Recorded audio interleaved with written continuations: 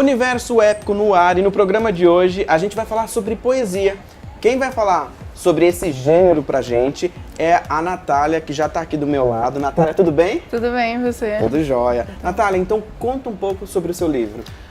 Meu livro chama Colecionando Parte de Mim. Ele é dividido em 3 partes. Cada parte fala sobre um tipo de sentimento, para que eu possa explorar melhor cada um, assim, e para que o leitor possa se conectar melhor com cada fase da vida, eu acho. E são poesias livres? Eu busco bastante fazer algo leve, assim, algo espontâneo, para que realmente a pessoa possa se identificar e não fique aquela coisa muito certinha, muito forçada. Quem for ler o livro vai encontrar ali muito sobre você. Eu falo, esse livro é meu diário, assim, ao público, então eu fico nervosa, assim, de pensar em todo mundo lendo, mas eu fico muito feliz também, porque eu me ajudei escrevendo aquele livro. Eu espero que as pessoas possam encontrar algum conforto, algum sentimento igual eu encontrei escrevendo. E você não tem medo de escrever poesia? Quando a gente fala no mercado literário, é um mercado que já é complicado para os outros gêneros, né? Sim. Ainda mais para outros gêneros que vendem bem. Fantasia, ficção. E aí a gente vê poesia, né? Não fica meio assustado? Assim, quando eu pensei em lançar, eu fiquei bem assim, eu acredito que não vá dar muito certo, mas assim, eu acredito muito naquilo que eu escrevo e, além do mais, eu penso muito em uma autora, ela chama Rupi Kaur, e ela é uma autora indiana que nos últimos anos ela teve uma ascensão gigantesca e conseguiu um espaço grande para poesia no mundo todo, então eu me agarro a isso. E esse livro, ele tá em que fase já?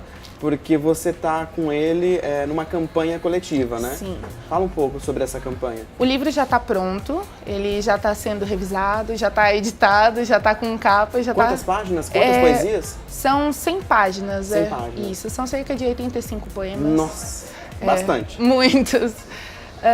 Mas a gente está fazendo um financiamento coletivo, porque escrever um livro, lançar um livro no Brasil é um pouco mais complicado, assim. Então, através do financiamento, a gente está tentando dar entrada com esse livro no mercado. E aí, a meta é de aproximadamente uns R$4.000. Isso. E você falou que em pouco tempo já atingiu metade, né, desse dinheiro. Foi em uma semana, a gente ficou bem assustado, porque em uma semana metade da meta já estava batida. E ela está caminhando a gente espera que suba cada vez mais rápido. Mas foi uma surpresa bem legal ver que o pessoal quer adquirir o livro. E o que você acha, o que se deve a isso, né, dessa crescente, dessa aposta? Assim, você tem uma rede de fãs aí, né? Não falaria fãs, eu falaria mais seguidores. Eles acompanham eu desde 2012, então eu devo todas essas oportunidades que eu tenho tido a eles mesmo, porque eles gostam do que eu escrevo e eu escrevo porque tem gente que acompanha. Então, parte de quem está comprando são eles, são essas pessoas, mas também tem o pessoal da minha cidade, porque a minha cidade apoia muito a cultura. Então, o pessoal de lá gosta muito de ler, gosta muito de teatro. Então, acaba acontecendo um incentivo bem grande. Essa plataforma que você tem inscritos, seguidores, é o Wattpad. Isso. E lá você escreve o quê?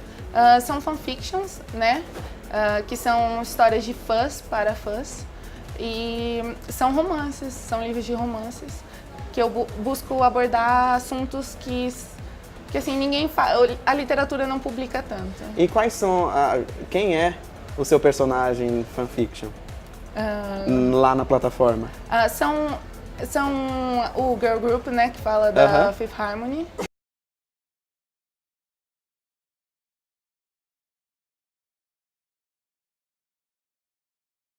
Que é uma banda que não tá mais junta, mas tem uma legião de fãs bem grande, então... E aí quando você escreve sobre elas, você escreve a fanfiction do grupo junto ainda? Isso. Ou você... É que a fanfiction dá a liberdade de você escrever elas sendo como as celebridades que elas são, ou elas inseridas em um meio como se elas fossem não celebridades. Então isso dá uma vasta assim, liberdade da escrita. Eu sei que não tem nada a ver o que eu vou perguntar agora, tem e não tem, né? Mas o que você achou da saída da Camila do grupo?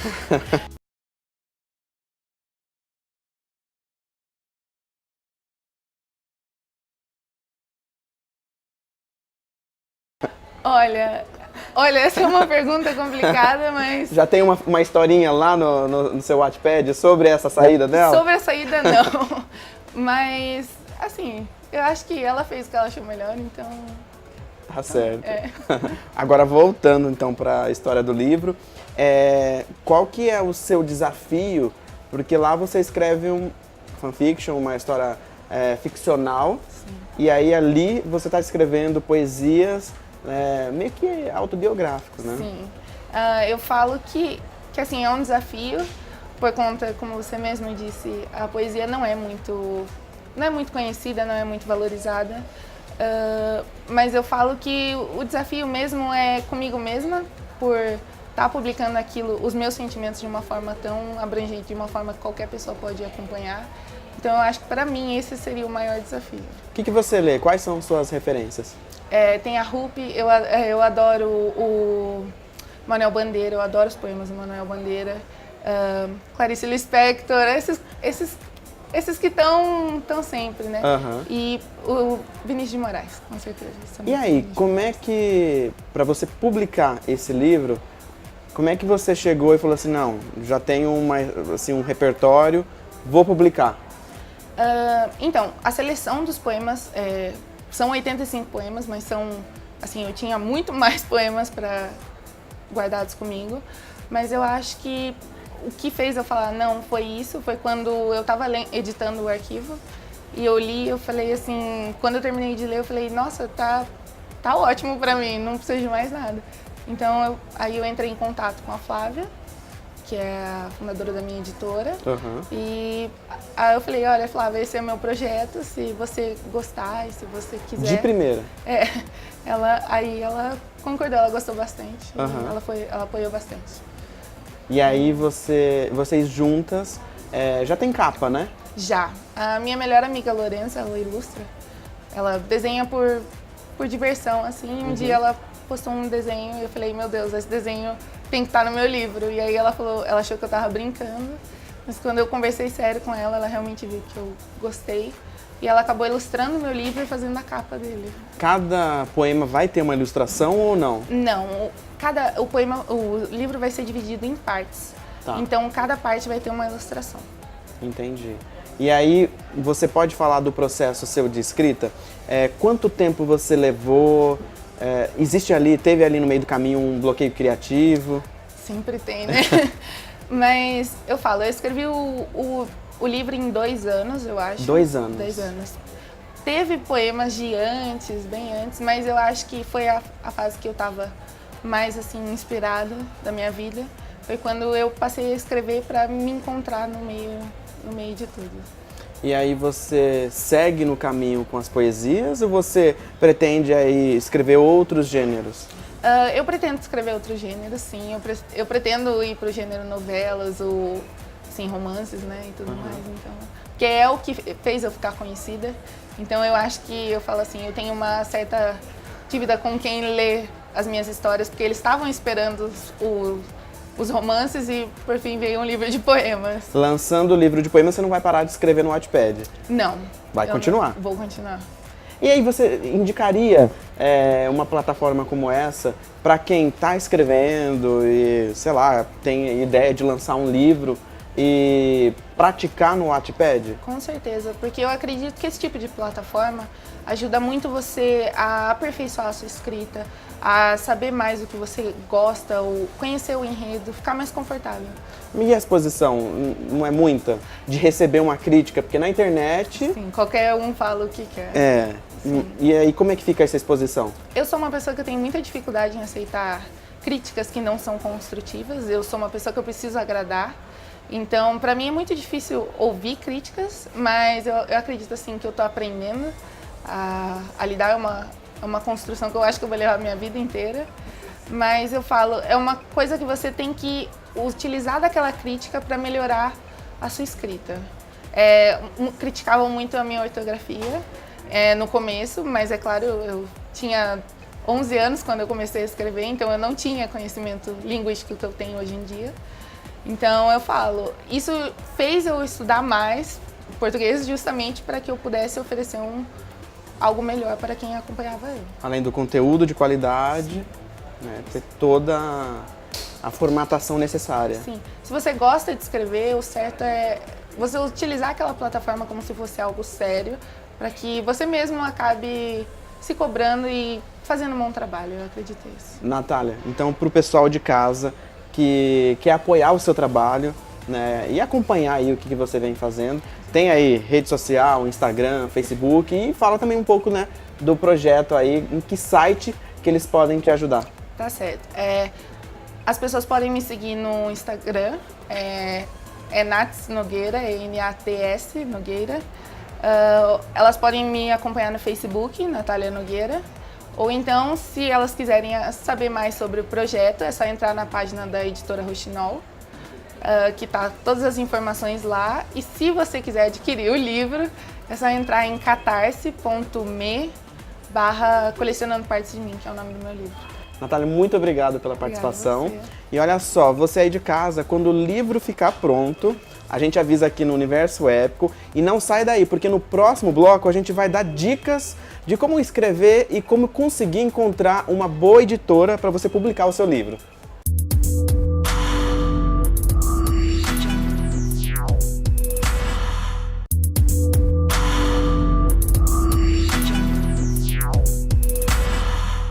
Segundo bloco do Universo Épico, e agora chegou a hora de você que está aí escrevendo um livro e não sabe como publicar. Aqui do meu lado a Flávia. A Flávia é da editora Rouxinol e vai explicar e dar algumas dicas aí como é que faz para publicar um livro, né? É difícil ser independente? É. E aí, tem um caminho, como é que faz? Normalmente a gente indica para os autores começarem com antologias, né? Que é um investimento muito menor comparado à publicação de um livro solo e o risco também é bem menor e você faz muita networking, né? Você conhece muita gente através de antologias e acho que para quem está começando o ideal seria publicar um conto. Publicar um conto, não organizar uma antologia. Organizar uma antologia já é para alguém que já publicou um livro. Que está mais avançado, um nível mais avançado, né? Avançado. E aí você publica, você consegue reunir pessoas, né? Com o mesmo interesse, e aí você consegue dividir os custos, é isso? A gente divide os custos entre os escritores participantes e assim fica bem mais fácil para todo mundo poder participar dessa antologia em questão. E aí a gente escolhe um tema, né? E a pessoa vai pelo tema que ela se interessa. Então uma antologia de romance ou uma antologia de fantasia e então ela encontra muitas pessoas que têm muitas coisas em comum. Você indica, por exemplo, sei lá, eu escrevo do gênero terror, mas aí tem uma antologia ali que está sendo escrita de romance do autor. Se arriscar nesse gênero? Sim, porque eu acho que é interessante ele se arriscar porque o organizador da antologia vai estar junto com ele editando o texto. Então é uma oportunidade dele conhecer outros gêneros e acabar provavelmente gostando ou não gostando, mas ele vai descobrir mais uma coisa nesse mercado, se ele gosta ou não. E o e-book é uma saída? O e-book é bem legal para o pessoal que está começando a publicar na Amazon. Mas também, assim como o e-book é bem legal, o Wattpad também é uma plataforma ótima para você começar a colocar, mesmo que não for fanfics ou histórias originais mesmo. A Amazon e o Wattpad são duas plataformas muito boas para quem está começando. E aí você publica o seu livro como e-book, né, em diversas plataformas. Isso é uma maneira de você visar o retorno financeiro ou é mais visando a divulgação do seu trabalho, do seu nome? O e-book, tanto na Amazon ou no Wattpad, é mais para você divulgar o seu nome. Porque em questão de retorno, eles não são os preferidos, assim, porque eles não dão muito retorno. Mas agora, se você já começou a escrever, já publicou 1, 2, 3 livros, né, no Wattpad não, na Amazon, isso já começa a dar um retorno, mas assim, depois de muito tempo de publicação. Você acha que o futuro do livro é o e-book? É em versão digital? Eu acho que não tanto ainda, eu acho que vai ter bastante livro físico, porque a gente tem bastante eventos literários, então o pessoal gosta de se reunir e de sentir o livro. Então eu acho que o e-book ainda vai ter bastante atenção, assim, mas o livro físico vai ficar pelo mesmo tempo. Mas é recomendado quando o autor está escrevendo lá o livro deles pensar na versão do e-book? Porque se ele está começando, o e-book é como antologia, eles têm uns gastos muito menores do que um livro físico. E por isso que é bem importante que o autor também... Mas um não concorre com o outro, ou concorre? Porque assim, o preço do físico é um e o do digital é outro. E aí, sei lá, de roubar o público ou não? Se vender mais do e-book é melhor? O preço é o e-book é bem mais barato, mas o conteúdo é o mesmo. O conteúdo é o mesmo, mas no sentido de físico, assim, a matéria do produto que você está recebendo é bem diferente, né? O digital você vai ler e o físico você vai guardar na sua estante, né? Então a diferença de preço não acaba afetando. E também não importa se, tá saindo mais o e-book. Que bom, né? Tá divulgando o nome do escritor, do autor. E aí eu queria que você falasse um pouco pra gente como é que faz. Por exemplo, eu tenho lá um boneco, já escrevi meu livro, né? Tem um rascunho. Eu saio enviando pra tudo quanto é editora? Primeiramente você tem Vou atirando pra tudo quanto é lado? Então, você tem que procurar editoras que publicam o gênero que você escreve. Não adianta você enviar sei lá, romance pra uma editora que só publica fantasia. E aí você já vai matar um monte de editora, por exemplo, que não valeria a pena enviar porque elas não publicam o gênero. E tem que trabalhar o emocional quando... Se mandar, né? Se mandar um retorno, mesmo que seja negativo? Eu acho que tem que preparar o emocional mesmo que não tenha retorno também, porque às vezes acontece de não ter retorno. Às vezes acontece da editora nem retornar. Mas isso eu entendo até a parte porque eles recebem muitos originais, né? Então, às vezes ficar mandando a resposta negativa para todo mundo que envia acaba sendo muito pesado para parte da editora também. Em que momento que a gente sabe, o escritor lá em casa sabe que é o momento de enviar para uma editora? Tem ali, tipo, será que é bom você enviar para um amigo ler, para um familiar, sei lá, um professor? Sim, muito bom. Como é que faz? É importante que você envie para leituras críticas porque para manter seu livro mais bem acabado do que ele estava. Então, para evitar furos na história, tipo, um personagem morreu aqui e depois ele aparece de novo, mas como assim ele apareceu se ele estava morto ali, tipo, há 2 páginas atrás. Então é importante que alguém leia, mesmo que for um professor de português, por exemplo, para evitar essas falhas. Entendi. E você mandando por um parente, não é muito tendencioso, porque parente, vou deixar minha mãe ler o livro, né? Ela vai ler. Amei. Amei. E aí, é bom então desembolsar um dinheiro, né, no caso, e contratar um crítico profissional? Eu acho que não um crítico profissional para quem está começando antes de enviar para as editoras, mas talvez alguém mais isento. Alguém mais né? isento. Uma pessoa que você não tem um relacionamento muito próximo, que vai poder te falar a verdade, sem te falar amei, mas quando não tá tão lá essas coisas. Mas um professor se você, por exemplo, está estudando ainda, a ideia seria mandar para um professor de redação ou um professor de português. E aí quando você fala mandar para um professor de português, eu tenho lá o meu rascunho, né? Também cabe mandar do ponto de vista, ok, ele avaliou a história, a parte crítica, o conteúdo. E aí eu tenho que mandar, se não for um professor de português, para um profissional de português, antes de mandar para uma editora, ou eu não tenho que ter essa preocupação? Eu acho que se você for mandar para revisão gramatical, que você diz, né? Eu Isso. acho que seria interessante esperar a revisão gramatical, porque você ainda vai poder alterar muitas coisas na história. Tipo, até você publicar o livro, você provavelmente vai alterar muita coisa. Então, se você pagou uma revisão, tipo, agora que o livro tá mais ou menos não está enviado para uma editora ainda, vai que a editora peça para você alterar alguma outra coisa no livro, você perdeu a revisão, porque você vai mexer, então... Porque o revisor que vai fazer, ele faz os 2 pontos, ele faz a crítica, a revisão crítica... Tem revisores que fazem... E faz a de gramática, ortografia... Tem revisores que fazem os 2, que a segunda se chama copydesk, né, que ele vai fazer a leitura crítica e vai mandar um documento Word, tipo, depende da quantidade de páginas do seu livro também, escrevendo tudo que ele viu na história de erros de pontas soltas e de coisas que não conectam. Você, como editora, deve ter recebido alguns originais. Qual o erro mais comum que existe aí? Que você já analisou? É um erro mais frequente?